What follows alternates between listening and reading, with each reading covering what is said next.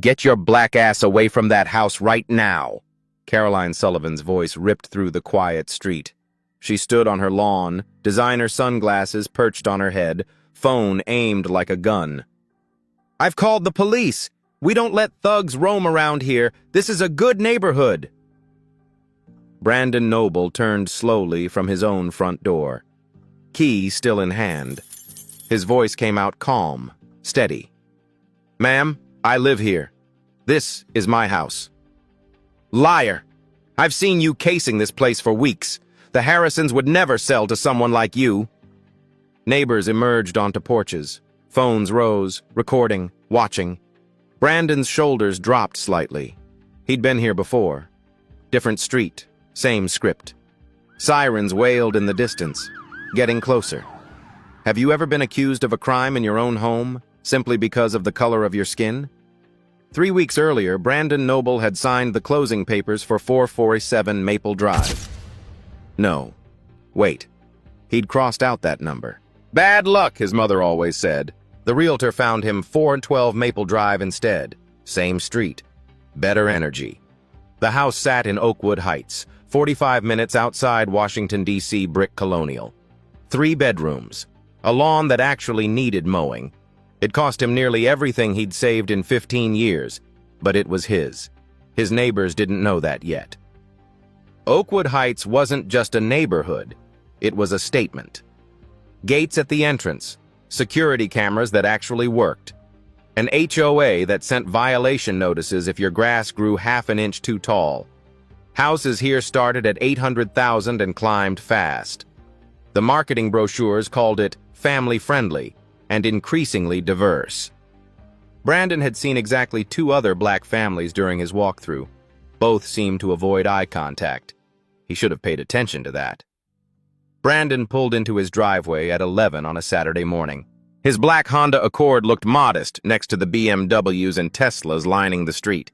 He wore jeans and his Howard University hoodie. A baseball cap covered his close-cropped hair. He popped the trunk. 4 boxes waited inside, each labeled in his neat handwriting. Kitchen, bedroom, office, books. This was his 5th trip this week. Always during daylight. Always visible. He'd waved at the woman 3 doors down twice already. She'd stared back both times, then disappeared behind her curtains. That woman was Caroline Sullivan. Brandon didn't know her name yet. Didn't know she'd called the police 6 times in the past month. Didn't know that 4 of those calls involved black or Latino contractors working on other people's homes. He just knew she watched. The previous owners, the Harrisons, were an elderly white couple who'd moved to assisted living. They'd left behind good memories and better neighbors, according to everyone Brandon asked. The house had sat empty for 2 months, long enough for the lawn to yellow, long enough for the mailbox to overflow with junk mail, long enough for the neighbors to wonder who would buy it. They'd assumed someone from the community, someone who looked like them, someone whose presence wouldn't require adjustment or thought. Then Brandon's offer came through. Cash sale, quick close, no complications. The for sale sign disappeared overnight. The neighborhood Facebook group erupted with speculation. Caroline Sullivan had posted first. Does anyone know who bought the Harrison house? I haven't seen any moving trucks. Seems odd. 12 comments followed, all variations of the same question. Who? Who? Who? Nobody asked Brandon directly. Nobody knocked on his door with a welcome basket. They just watched. Brandon grabbed 2 boxes from his trunk. The morning sun felt warm on his shoulders. Somewhere down the street, a lawnmower hummed. A dog barked. Normal Saturday sounds in a normal neighborhood. He'd wanted normal for so long. 15 years as a deputy U.S. Marshal meant 15 years of abnormal. Chasing fugitives across state lines, protecting witnesses who'd testified against gang leaders, living in hotels and rental cars, always moving, never settled. This house was supposed to change that. He walked up his driveway, boxes balanced in his arms. His key ring hung from his pinky finger, jangling with each step. He could see his reflection in the front window. Just a man coming home. But that's not what Caroline Sullivan saw from 3 doors down. She saw a threat, an invasion, a violation of the unspoken rules that kept Oakwood Heights exactly the way she liked it. She'd been photographing his car all week, posting vague warnings online. Suspicious vehicle on Maple Drive. Same car, different times. Stay vigilant, neighbors. Nobody had connected the car to the new homeowner, because nobody expected the new homeowner to look like Brandon. He reached his front door, set down one box to free his hand. The key slid toward the lock. That's when Caroline's voice shattered everything. Brandon had handled armed fugitives. He'd stared down gang members with nothing to lose. He'd kicked in doors at dawn, adrenaline screaming through his veins. But nothing prepared him for the particular violence of a white woman's fear. Nothing prepared him for what happened next.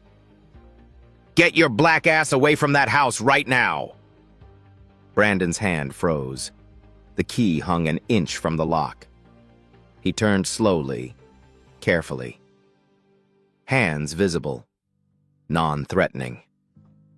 Caroline Sullivan marched across her lawn like she owned the entire street. Maybe she thought she did. Her yoga pants probably cost more than Brandon's monthly car payment. Her highlighted hair bounced with each aggressive step. "I've called the police. We don't let thugs roam around here. This is a good neighborhood." Brandon took a breath, let it out slowly. This conversation had a script. He'd lived it before in parking lots, grocery stores, his own college campus. The script never changed, only the location. "Ma'am, I live here. This is my house." "Bullshit!" Caroline's face flushed red. Spittle formed at the corner of her mouth. "I've been watching you case this place for weeks, sneaking around at all hours. The Harrisons would never sell to someone like you." Someone like you. 3 words that carried centuries of weight. Brandon's neighbor from 2 doors down emerged onto her porch. Mrs. Peterson, according to the mailbox. She clutched her purse to her chest like Brandon might sprint over and snatch it. Her phone was already up, recording. "Ma'am," Brandon kept his voice level. Calm. The voice he used with frightened witnesses. "I purchased this property 3 weeks ago. I have the closing documents inside. If you'll just let you break in?" "I don't think so." Carolyn pulled out her phone. She held it up like evidence. "I have photos of you, dates and times. You've been stalking this house." More neighbors appeared. Mr. Davies from across the street, a young couple Brandon didn't recognize. The Carter family stood on their porch but didn't come closer. Their faces showed something different from the others. Not suspicion. Sadness, maybe. Recognition. "I wasn't stalking anything. I was moving my belongings into my house." "Your house." Caroline laughed, sharp and ugly. "You can't afford a house on this street. What did you do? Steal someone's identity? Forge some papers?" Brandon's jaw tightened. He'd apprehended fugitives wanted for murder. He'd testified in federal court against cartel members. He'd received commendations from 3 different U.S. attorneys general. And here he stood, being interrogated on his own property by a woman who'd probably never faced a real threat in her life. Sirens grew louder. 2 patrol cars rounded the corner, lights flashing. No sirens now, but the lights painted everything red and blue. Brandon's heartbeat kicked up. His training screamed at him, hands visible. "Don't reach for anything. Stay calm. Comply." The first car stopped at an angle, blocking his driveway. Detective James Mitchell stepped out. White, 40s, hand resting on his belt, close to his weapon. His partner, Officer Davis, emerged from the passenger side, younger, nervous eyes, hand also near his holster. They didn't approach Caroline first. They walked straight to Brandon. "Sir, step away from the door." Mitchell's voice carried authority, the kind that didn't expect questions. Brandon stepped back, hands at his sides, visible. Officers, I'm the homeowner. This is a misunderstanding. Sir, we received a call about a burglary in progress. Mitchell's eyes scanned Brandon head to toe, taking in the hoodie, the baseball cap, the skin color that made everything suspicious. Do you have identification? I do. It's in my wallet. In my back pocket. Keep your hands where I can see them. Mitchell moved closer. I'll retrieve it. The humiliation burned, standing on his own lawn while a police officer searched him like a suspect. Neighbors watching, phones recording. Mrs. Peterson whispered to Mr. Davies. Their words didn't carry, but their meaning did. Mitchell pulled Brandon's wallet from his pocket, flipped it open, read the driver's license. Brandon Noble, 412 Maple Drive. Mitchell looked up. Suspicious still etched in his expression. This address? Yes, sir, that's my address. I own this house. Caroline pushed forward. Don't believe him, he's lying. Check for wants and warrants. He's probably got a record. Officer Davis spoke into his radio, reading Brandon's information, running his name through the system. Brandon knew what they'd find. Nothing. Not even a speeding ticket. But it would take time, and during that time, he'd stand here, watched, judged, guilty until proven innocent. Mitchell held up the license. Sir, having an ID with this address doesn't prove ownership. Could be fake. Could be stolen. My closing documents are inside the house. I can show you. You're not going inside anywhere until we verify your story. Mitchell's tone hardened. For all we know, you broke in earlier and planted fake documents. Brandon's hands curled into fists, then released. Control. Maintain control. Officer, I understand you're responding to a call, but I haven't committed any crime. I'm standing at my own front door with my own key. Then you won't mind waiting while we verify that. It wasn't a question. Caroline's voice rang out again. See? He can't prove anything. I told you. Check the house for stolen items. Gregory Sullivan appeared from somewhere down the street. Caroline's husband. Tall. Soft around the middle. Arms crossed over his polo shirt. He stood beside his wife, saying nothing. But his silence was support enough. Ma'am, did you actually witness this individual breaking into the house? Mitchell asked Caroline. I saw him trying to unlock the door, with lockpicks or something. With my key, Brandon corrected. He held it up, still in his hand. This is my house key. Keys can be copied, Caroline shot back. I watch crime shows. I know how this works. Officer Davis's radio crackled. No wants, no warrants, record is clean.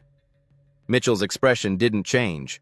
Clean record didn't mean innocent, not in his math. Sir, I'm going to need you to sit on the curb while we sort this out. Sit on the curb. Brandon repeated the words slowly. You want me to sit on the curb. At my own house. Sir, don't make this difficult. The crowd had grown. 15 people now, maybe 20. Some filming, others just staring. Entertainment for a Saturday morning.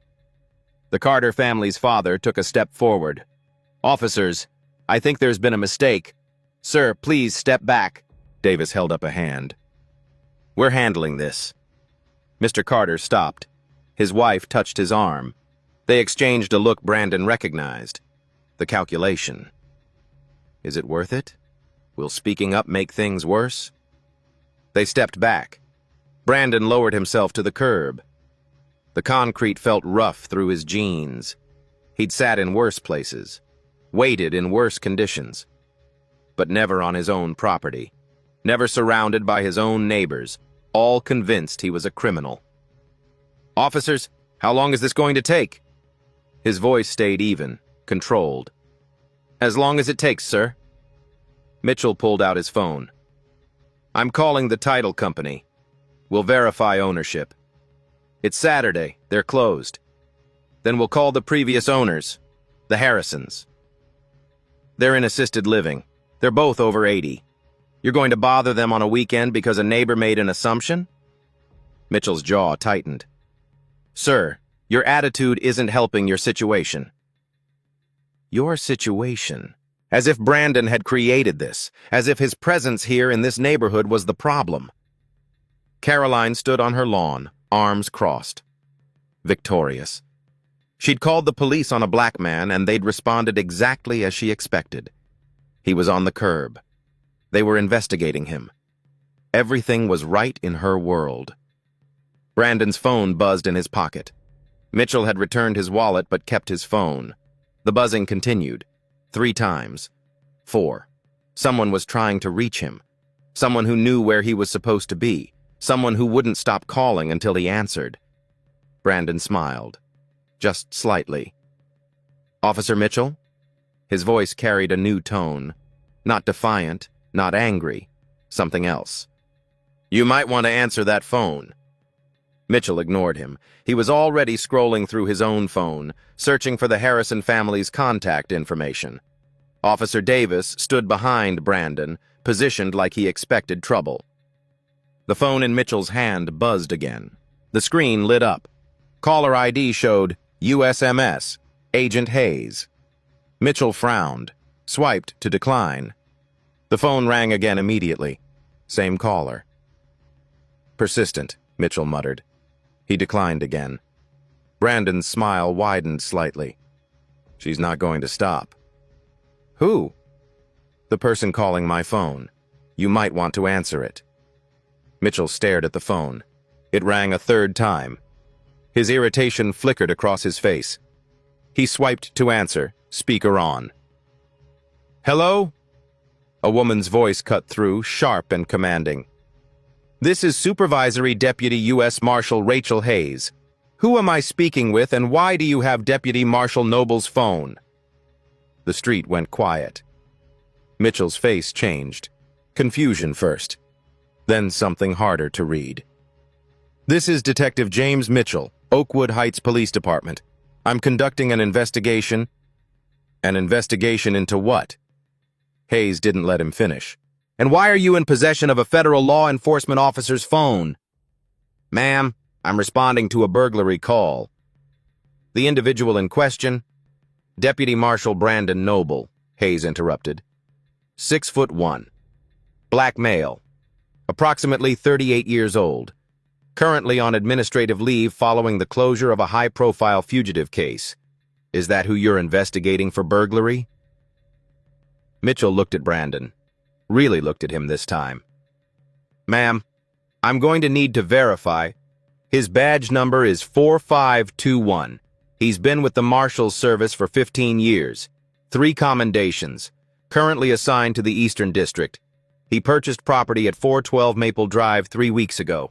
Public record, which you could have checked in 30 seconds instead of detaining a federal officer on his own lawn." The phone felt heavy in Mitchell's hand. His face had gone pale. Brandon stood up slowly from the curb, brushed off his jeans, extended his hand toward Mitchell. "My phone, please." Mitchell handed it over. No argument this time. Brandon took it but didn't step back. "Detective, would you like to see inside my house now, or should we continue this performance for my neighbors?" Caroline's voice shattered the moment. "He's lying. U.S. Marshal? That's ridiculous. He's making this up." Brandon turned to face her. His expression hadn't changed. Still calm, still controlled, but something different lived in his eyes now. "Mrs. Sullivan, is it?" His voice carried across the lawn, quiet but clear. "I've waved at you 4 times in the past 3 weeks. You've photographed my car 6 times. You posted about suspicious activity on the neighborhood Facebook group. I have screenshots. Would you like to see them?" Caroline's mouth opened, closed, opened again. I was just being cautious." "You were being racist." Brandon said it simply. A fact. Like saying the sky was blue. "You saw a black man and assumed criminal. You never asked. Never introduced yourself. You just called the police." "I have a right to feel safe in my neighborhood. You have a right to not weaponize police against innocent people." Brandon pulled out his wallet, flipped it open. The badge was there, tucked behind his driver's license. Deputy U.S. Marshal. Badge number 4521. just like Hayes had said. Mitchell stared at it. His hand had moved away from his belt, away from his weapon. "Sir, Marshal Noble, I apologize. We were responding to a call." "You were responding to a white woman's fear." Brandon's voice stayed level. "And you never questioned it. You saw me, saw my skin color, and assumed I was the threat." A black SUV pulled up behind the patrol cars. Government plates, tinted windows. The door opened and Agent Rachel Hayes stepped out. She was everything Caroline Sullivan wasn't. Confident, direct, unimpressed by the suburban theater playing out before her. Hayes was black, 40-something, hair pulled back in a tight bun. Suit that probably cost more than Caroline's yoga outfit, but worn for function, not fashion. Her credentials hung from her neck. Her presence commanded the space immediately. "Noble." She nodded at Brandon. "You okay?" "I've been better." Hayes turned to Mitchell. "Detective, Supervisory Deputy U.S. Marshal Rachel Hayes. Want to explain why my colleague was detained on his own property." Mitchell's professional mask slipped. "Ma'am, we received a 911 call reporting a burglary in progress. And in the 45 minutes since you arrived, did you verify property records? Contact the title company? Check county records online? Any actual investigation?" Mitchell said nothing. "Or did you just see a black man and decide he must be guilty?" Hayes let the question hang. "Because from where I'm standing, this looks like a civil rights violation. Multiple violations, actually." Officer Davis shifted uncomfortably. His hand had long since moved away from his weapon. He looked young suddenly, unprepared for this conversation. Hayes wasn't finished. "Let me guess. You ran his ID, found nothing. But you still made him wait. Still treated him like a suspect. Still humiliated him in front of his neighbors. We were being thorough. You were being biased." Hayes stepped closer to Mitchell. Not threatening, just factual. "Deputy Noble has been moving into this house for 3 weeks, in broad daylight, carrying clearly labeled boxes, normal homeowner behavior, but nobody in this neighborhood bothered to introduce themselves or ask questions. They just assumed, and you validated those assumptions." Caroline tried again. "How was I supposed to know he's a marshal? He doesn't look—" "Doesn't look like what, Mrs. Sullivan?" Hayes turned her attention to Caroline now. "Doesn't look like law enforcement? Doesn't look like he belongs in this neighborhood? Finish that sentence for me." Caroline's face flushed. "I didn't mean—" "Yes, you did," Brandon spoke quietly. "You meant exactly what you said. You've been watching me for weeks. You never once considered that I might actually live here, because in your mind, people who look like me don't belong in places like this." Gregory Sullivan finally spoke. His voice came out defensive. "Now wait a minute. My wife was trying to protect the neighborhood. Your wife filed a false police report." Hayes pulled out her phone, pulled up notes. "According to county records, Caroline Sullivan has called police 14 times in the past 12 months. 13 of those calls involved people of color, landscapers, delivery drivers, contractors. Want to guess how many resulted in actual crimes?" Silence. 0. Hayes let that sink in. "Not one. But she keeps calling, and you keep responding, and innocent people keep getting harassed." The crowd had grown quieter. Some neighbors had drifted back inside. Others stood frozen, realizing their entertainment had become something uglier, something they'd participated in.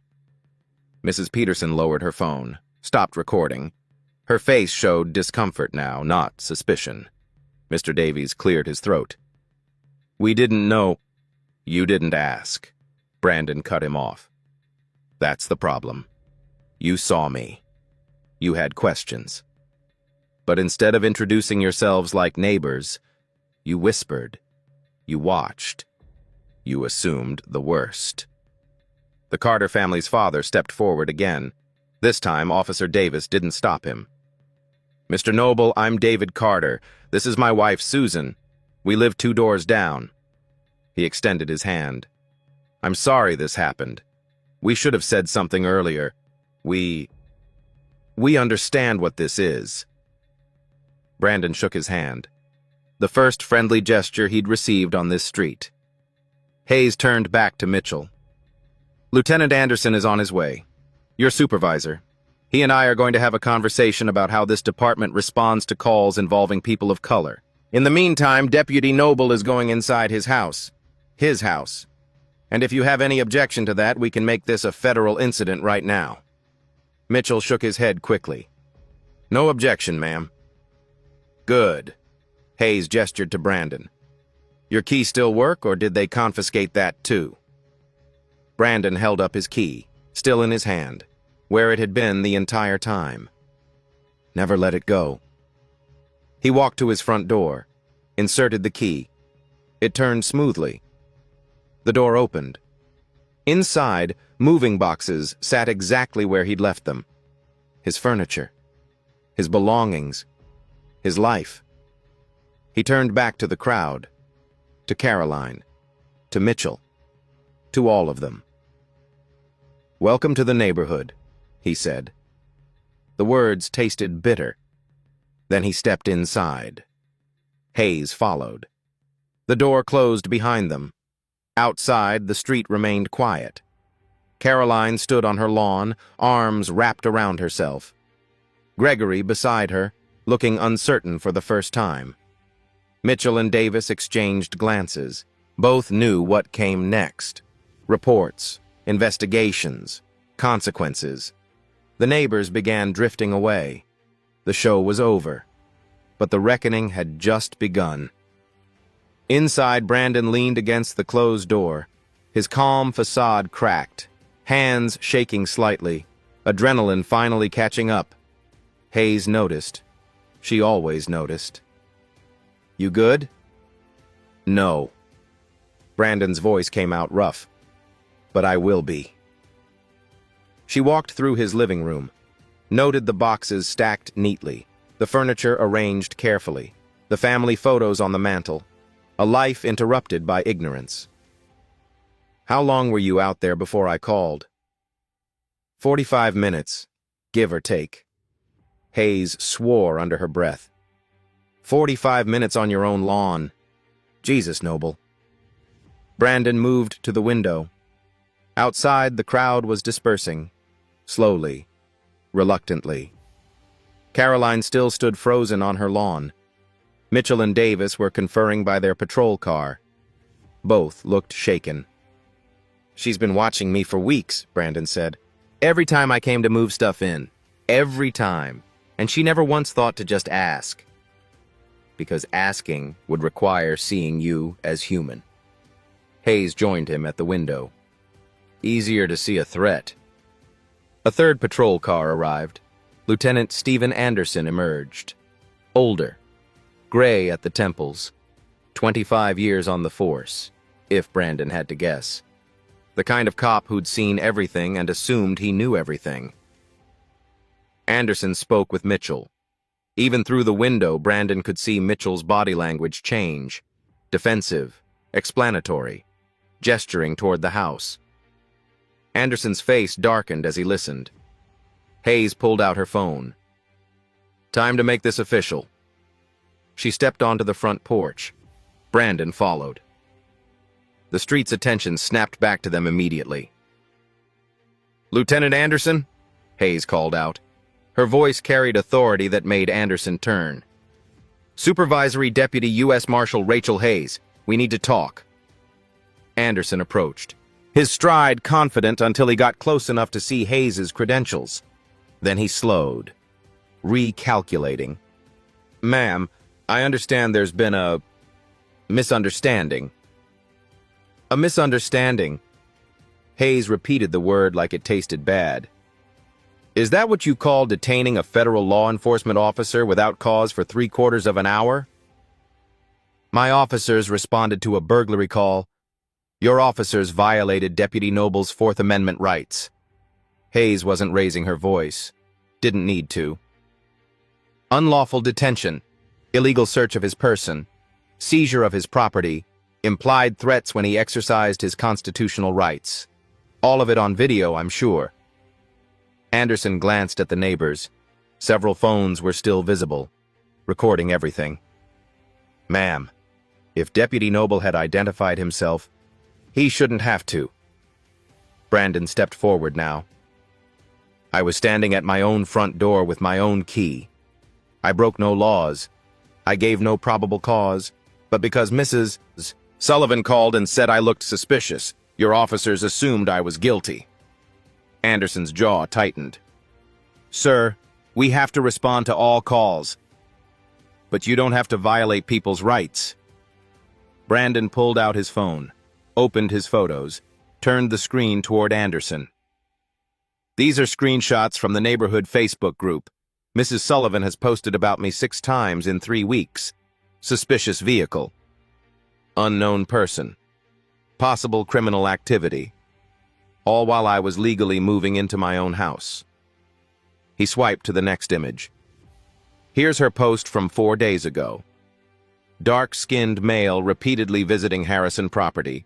Recommend increased patrols. Dark-skinned male. Not person. Not neighbor. Dark-skinned male. Anderson looked at the phone. His expression shifted. Not quite shame, but something adjacent to it. Hayes continued. Lieutenant, I'm filing a formal complaint with your department and with the Civil Rights Division of the Department of Justice. This isn't just about today. This is about a pattern of discriminatory policing that puts innocent people at risk. That's not necessary, Anderson started. It absolutely is necessary. Hayes cut him off. Because if it happened to a U.S. Marshal with 15 years of service, what happens to regular citizens who don't have a badge? What happens to the black teenager walking home, the Latino contractor doing his job, the Asian family moving into the neighborhood? The Carter family was still on their porch. Susan Carter nodded slightly. David Carter's face showed recognition. They'd lived this too. Brandon turned to Caroline. She'd inched closer during the conversation, still defiant despite everything. Mrs. Sullivan, do you want to know what I do for a living? His voice stayed calm, almost gentle. I hunt fugitives. People who've committed actual crimes. Murder, assault, human trafficking. I've tracked down over 100 in my career. Caroline's face paled. I've been shot at, stabbed once. Had my car rammed by a suspect trying to escape.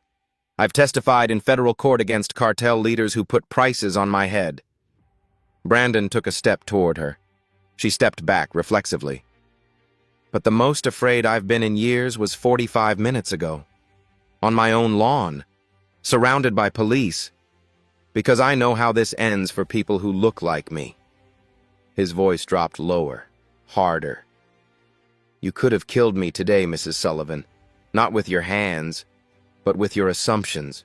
One wrong move, one officer who's too nervous, one moment of panic, and I'd be a hashtag instead of a neighbor.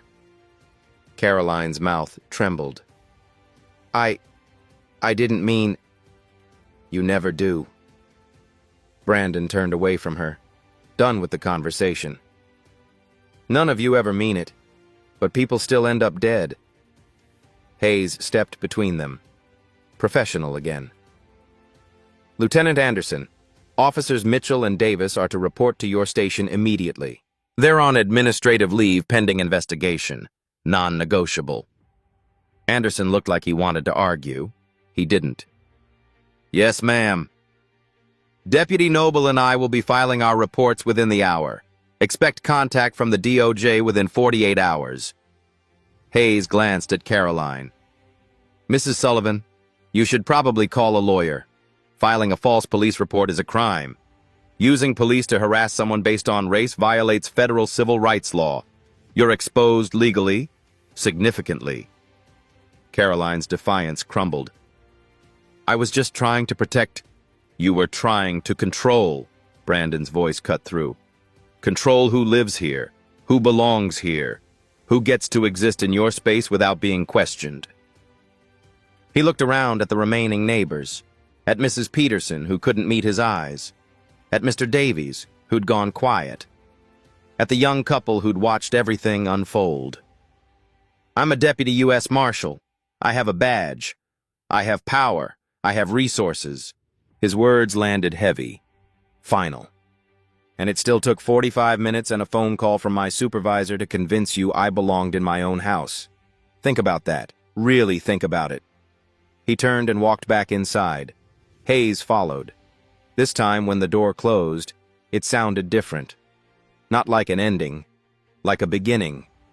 The videos went viral within 24 hours. Mrs. Peterson's recording, Mr. Davies' footage, 3 other neighbors who'd filmed everything. By Sunday afternoon, the views climbed past 4 million. The comments were brutal. She really called the cops on a U.S. Marshal at his own house. The caucasity is unreal. Karen of the Year award goes to... Local news arrived Monday morning. Channel 5 reporter Diana Williams knocked on doors along Maple Drive. Most neighbors suddenly had no comment. The Carter family spoke on camera. "We've lived here 6 years," David Carter said. "We've experienced this too. The looks, the assumptions we don't belong, it's real." Diana Williams stood in front of Brandon's house for the broadcast. "Federal officer detained at his own home. Questions tonight about racial profiling in this exclusive suburb." Lieutenant Anderson held a press conference Monday afternoon. He stood behind a podium, uncomfortable in his dress uniform. The police chief flanked one side, the department's lawyer on the other.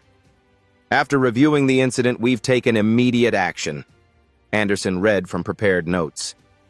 "Detective James Mitchell and Officer Robert Davis are on unpaid administrative leave pending investigation." A reporter called out, "Will they be terminated?" "That determination will follow our investigation's completion." "What about the civil rights complaint?" Anderson's jaw clenched. "We're cooperating fully with the DOJ's Civil Rights Division." The press conference lasted 12 minutes. Anderson avoided the hard questions. Left quickly.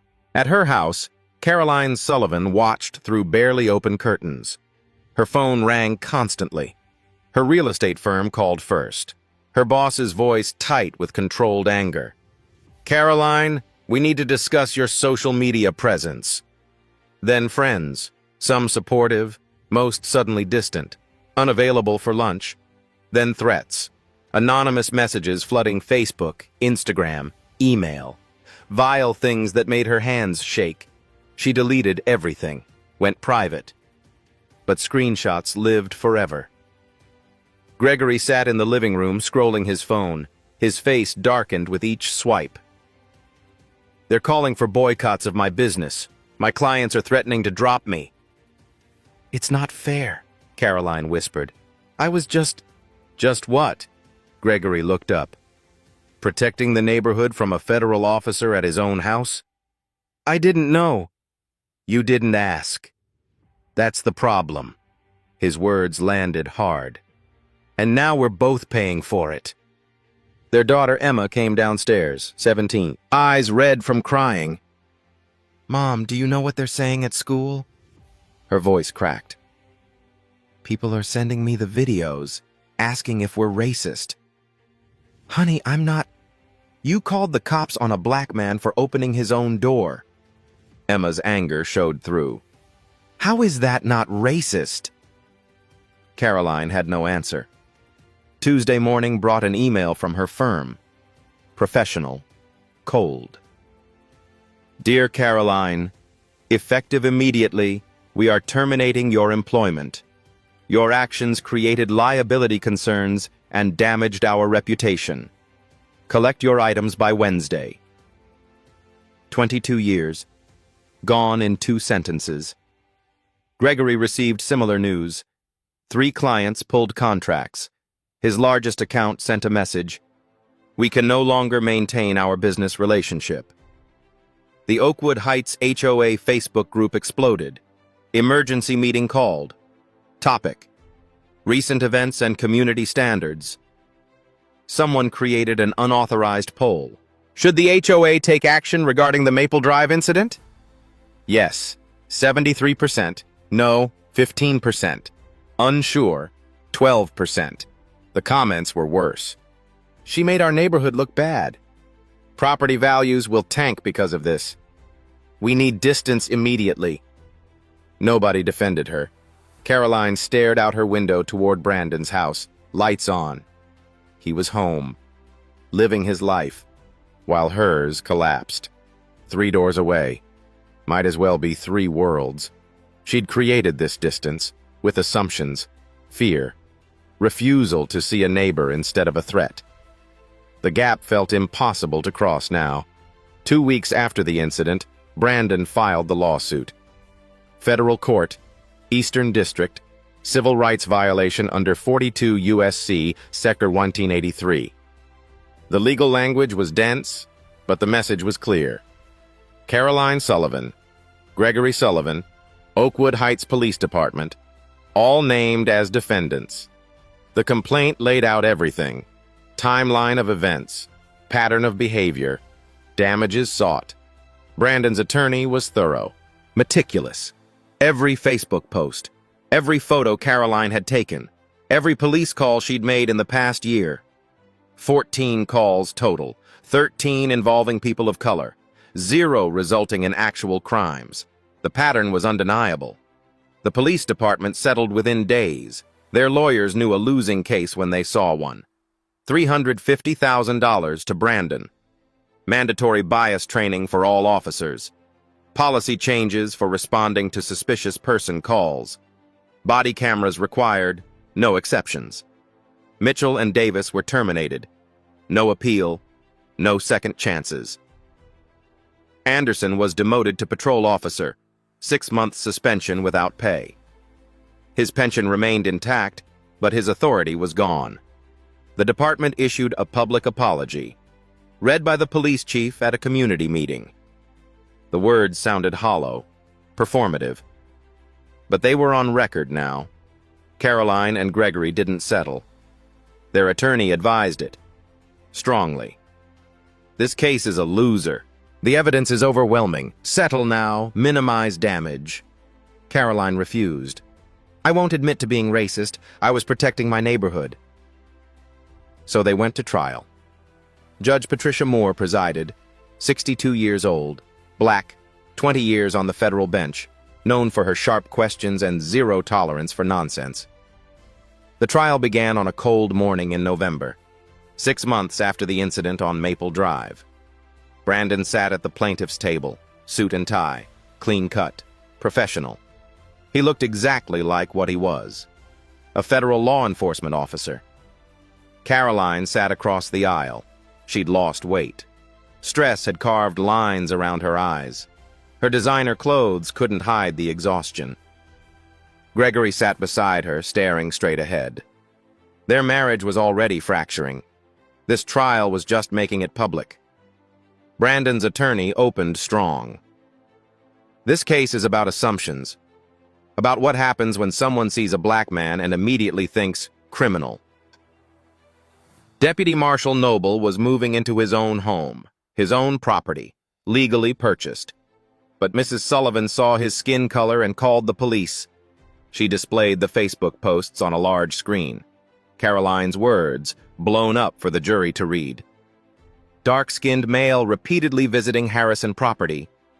Suspicious vehicle, same car, different times. Unknown person lurking around neighborhood. Deputy Noble waved at Mrs. Sullivan 4 times. She never waved back, never introduced herself, never asked a single question. She just watched, photographed, and called the police. The attorney paused. Let that sink in. Ladies and gentlemen, this isn't about neighborhood safety. This is about who Mrs. Sullivan believed belonged in her neighborhood, and who didn't. Caroline's attorney tried damage control during his opening. My client was concerned. She'd never seen this individual before. The previous owners hadn't mentioned selling. She was being cautious, not racist. Judge Moore's expression suggested she wasn't buying it. Brandon testified first, his voice steady, Factual. He recounted every detail, the moment Caroline shouted, the police arrival, the 45 minutes on his own lawn. "I've been a U.S. Marshal for 15 years, he said. "I've faced armed fugitives, dangerous criminals. But I've never felt as powerless as I did that morning, standing at my own door, being treated like a suspect, in front of my neighbors." Caroline's attorney cross-examined. "Deputy Noble, isn't it true you were dressed casually? Hoodie and baseball cap?" "I was dressed like a homeowner moving boxes on a Saturday morning." "But you could see how that might look suspicious." "Suspicious to whom?" Brandon leaned forward slightly. "To someone who sees a black man and assumes criminal?" "Yes." "To someone who sees a neighbor?" "No." The attorney tried again. "You never identified yourself as a marshal." "I shouldn't have to. I was on my own property, committing no crime. The Fourth Amendment doesn't require me to prove my innocence to satisfy someone's racist assumptions." Judge Moore nodded slightly. Point to Brandon. Expert witnesses followed. Dr. Jennifer Washington, psychologist specializing in implicit bias. "Mrs. Sullivan's pattern of behavior demonstrates clear racial bias," Dr. Washington testified. 14 police calls, 13 targeting people of color. This isn't coincidence. This is systematic. The defense called character witnesses, neighbors who claimed Caroline was always helpful and community-minded. Brandon's attorney destroyed them on cross-examination. "Did Mrs. Sullivan ever call police on white contractors?" I don't recall." "Did she ever photograph white visitors to the neighborhood?" "Not that I know of." "So her concern only activated for people of color?" Silence. Caroline took the stand against her attorney's advice. She couldn't stay quiet. Couldn't let the accusation stand without defending herself. It was a disaster. "Mrs. Sullivan, you posted that Deputy Noble was a dark-skinned male. Why not just say man or person?" "I was being descriptive." "You were being racial. You made his skin color the defining characteristic." Caroline's face flushed. "That's not what I meant." "What did you mean?" Judge Moore interjected. "Explain to this court why a man's skin color was relevant to whether he belonged at that house." Caroline stammered. He looked out of place." "Out of place how?" The silence stretched. Caroline had no answer that wasn't racist. Brandon's attorney continued. "Mrs. Sullivan, in your deposition you said you'd never seen him before. But Deputy Noble testified he waved at you 4 times. Was he lying?" "No, but I didn't know who he was." "You didn't ask. You could have walked over, introduced yourself, said, 'Hi, are you the new neighbor?' But you didn't. Why?" Another silence. Another, "Because you'd already decided who he was, what he was, based solely on his appearance." The jury deliberated 3 hours. They returned with a verdict. Liable on all counts. Compensatory damages, $500,000. Punitive damages, $1.2 million. Caroline gasped audibly. Gregory's face went pale. Judge Moore addressed them directly from the bench. "Mrs. Sullivan, you weaponized police against an innocent man. You used your privilege and your fear to endanger someone's life. This court cannot and will not tolerate such behavior." She paused. Let the weight settle. "Your actions represent everything wrong with assumptions based on race. You saw a black man and assumed criminality. The consequences of such assumptions can be fatal. Today, they're merely financial. Consider yourself fortunate." The gavel came down. Outside the courthouse, reporters swarmed. Brandon stood at the microphone, Hayes beside him. "This verdict isn't just about me," he said.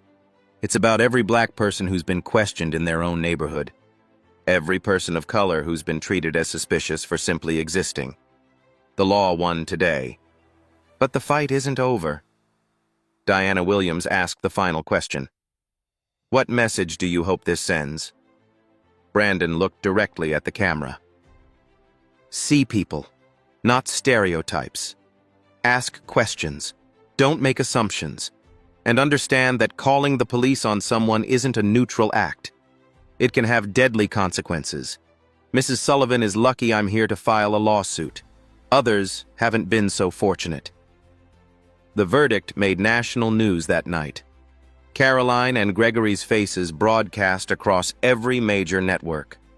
The verdict amount scrolled beneath, $1.7 million. Justice delivered. 6 months later, Brandon stood in his backyard. The garden he'd planted had bloomed. Tomatoes ripened on the vine. Herbs filled the air with their scent. The fence he'd painted gleamed white in the afternoon sun. His home. Finally. The smell of burgers drifted from the grill. Voices filled the yard. Laughter. Conversation. Life. David and Susan Carter arrived first, carrying a homemade pie. Their kids ran straight to the swing set Brandon had installed last month. Hayes showed up with a case of beer and her trademark directness. Nice place, Noble. About time you let people see it. More neighbors filtered in. The new families who'd moved in after the trial. Younger, diverse, open. The old guard had mostly left. Property values dipped briefly after the news coverage, then recovered stronger. Oakwood Heights was changing. Slowly, painfully, but changing. Mrs. Peterson knocked hesitantly at the gate. Brandon saw her through the fence, paused, then opened it. I know I'm probably not welcome, she said quietly. But I wanted to apologize. For real this time, not because lawyers told me to. Brandon studied her face, saw genuine remorse, not performance, not legal strategy, real discomfort with who she'd been. Come in, he said. She cried when she saw the garden. You've made it beautiful. I'm trying. The conversation at the grill turned to his new role. Supervisory Deputy U.S. Marshal now, promoted 3 months ago. But the promotion came with a different responsibility. Brandon traveled to police academies across the country, teaching, training, using his story as a case study in what not to do. I tell them about that morning, he said to the group gathered around. About standing at my own door. About feeling powerless despite my badge, my training, my authority. If it can happen to me, it can happen to anyone. Hayes raised her beer. To using pain as a teaching tool. Everyone drank to that. The Sullivans were gone now. Divorced. House sold to pay the judgment. Caroline moved to another state. Gregory's business never recovered. Their daughter Emma had reached out once. A letter. Handwritten. Apologizing for her mother. Trying to understand how she'd been raised in such blindness. Brandon had written back. Brief but kind. You're not responsible for your parents' choices. Only your own. The HOA had transformed completely. New board, new rules, mandatory diversity and inclusion training for all residents. A community fund dedicated to civil rights organizations. Oakwood Heights became a case study. Not for what to be, but for what happens when comfortable people are forced to confront uncomfortable truths. The sun began setting. Orange and pink streaked across the sky. Brandon's guests lingered, not wanting the evening to end. David Carter pulled Brandon aside. You know what you did, right? You didn't just win a lawsuit. You changed this place. I shouldn't have had to. No. But you did. And others will benefit from it. Brandon looked around his yard, at the people gathered, at the home he'd fought to claim. This was supposed to be simple. Buy a house, move in, live. Instead, it became a battle, a lawsuit, a national news story. But standing here now, surrounded by genuine neighbors and real community, he felt something shift. Not closure. The anger still lived in him, the humiliation, the fear of what could have happened, but also hope, possibility, change. He stepped onto his porch, raised his voice to address the crowd. Thank you all for coming, for being here, for making this feel like home. The conversations quieted. Faces turned toward him. 6 months ago, I was detained at this door. 45 minutes on my own lawn. Treated like a criminal by my own neighbors. The weight of it hung in the air.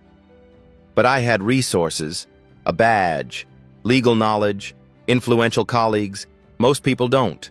Most people don't get justice. They get trauma and move on. He paused. Let that truth settle. So I'm asking you, all of you, when you see someone who doesn't fit your idea of who belongs somewhere, stop. Question your assumptions. Ask yourself what you're really seeing. Hayes nodded. Others murmured agreement. Don't just watch this story and feel good because the bad guys lost. Ask yourself, would I have done what Caroline Sullivan did? Would I have stayed silent like my other neighbors? Or would I have walked over and said hello? The question hung unanswered, deliberately. Brandon looked directly at the phone recording his words. Someone would post this. It would circulate. That was fine. That was the point. If this story made you angry, good. Channel that anger into action. Question your own biases. Speak up when you see injustice. Be the neighbor who introduces themselves instead of calling the police. He smiled slightly, genuinely. Subscribe to Black Voices Uncut. Hear more stories like this. Share this if it made you think. Comment with your experiences. Let's keep this conversation going. The screen faded to text. 350 similar incidents reported last year in U.S. suburbs. How many ended in justice? More importantly, how many never got reported at all? Final image, Brandon at his front door, key in hand, looking at the camera. His voice, quiet but firm. The next time you see someone who doesn't fit, ask yourself, what am I really seeing, and what am I missing? Justice served, but the fight continues.